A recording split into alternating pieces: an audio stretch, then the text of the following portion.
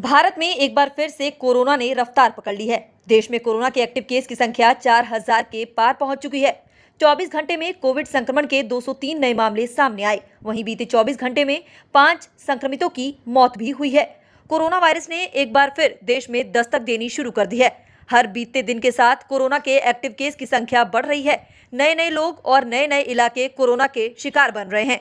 स्वास्थ्य विभाग के मुताबिक 10 दिन में 15 गुना मामले बढ़े हैं। 22 मई को देश में एक्टिव केस की संख्या 257 थी। 31 मई को ये आंकड़ा बढ़कर 3395 हो गया, यानी कि मात्र 10 दिनों में एक्टिव मरीजों की संख्या 4000 के पार चली गई है। राहत की बात यह है कि कोरोना से पीड़ित ज्यादातर लोगों को खांसी, जुकाम या फिर बुखार जैसे मामूली लक्षण मिले हैं। अब तक 2700 से ज्यादा मरीज ठीक भी हो चुके हैं। दक्षिण के राज्यों में कोरोना के मामले ज्यादा तेजी से बढ़ रहे हैं।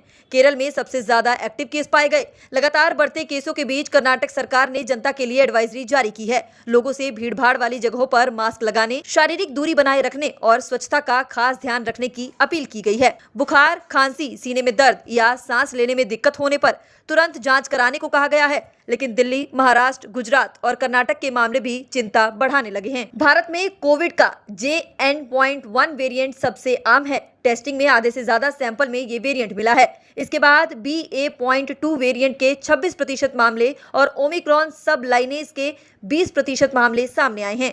JN.1 वेरिएंट दूसरे वेरिएंट की तुलना में ज्यादा तेजी से फैलता है। हालांकि ये ज्यादा गंभीर नहीं होता। इसके लक्षण कुछ दिनों से लेकर कुछ हफ्तों तक रह सकते हैं। दुनिया के दूसरे हिस्सों में भी ये सबसे आम वेरिएंट है। JN.1 वेरिएंट अगस्त 2023 में पहली बार देखा गया। दिसंबर 2023 में WHO ने इसे वेरिएंट ऑफ इंस्टेंट घोषित किया था। इसमें करीब 30 म्यूटेंट्स हैं जो इम्यूनिटी कमजोर करते हैं। सिरदर्द, बुखार, आंखों में जलन, सूखी खांसी, स्वाद या गंध ना आना, गले में खराश, नाक बहना या फिर नाक बंद हो जाना, थकान, मांसपेशियों में दर्द, दस्त या उल्टी आना इस वेरिएंट के लक्षण माने जाते हैं। हालांकि कुछ वेरिएंट ऐसे भी हैं जिनमें लक्षण नहीं दिखाई दे रहे। इसके बावजूद इससे घबराने की जरूरत नहीं है, क्योंकि ज्यादातर मामलों में हल्के लक्षण दिख रहे हैं जो होम आइसोलेशन में ठीक हो रहे हैं।